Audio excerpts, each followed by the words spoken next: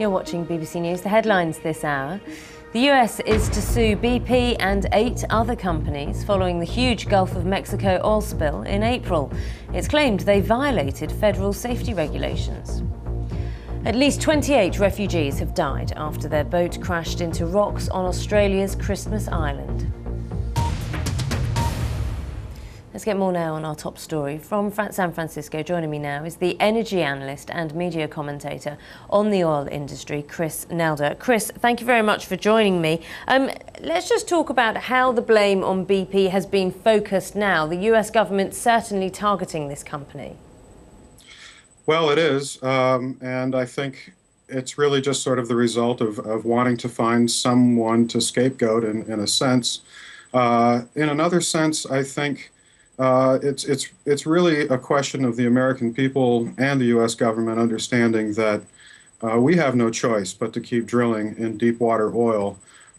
So the whole idea of putting a moratorium or wanting to scapegoat a company shouldn't really be our focus. It should be a matter of making sure that the operators in the Gulf of Mexico doing deep water drilling observe the necessary safety measures, and I really hope that will be the focus of this endeavor. Well, this is the focus, isn't it, that BP hasn't necessarily followed the necessary safety measures?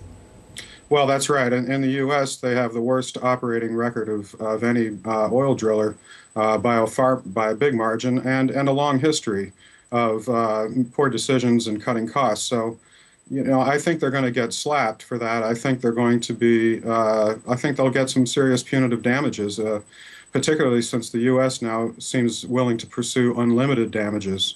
But you know, my hope is that BP will come away from this with a strong dedication to observe the best safety measures possible.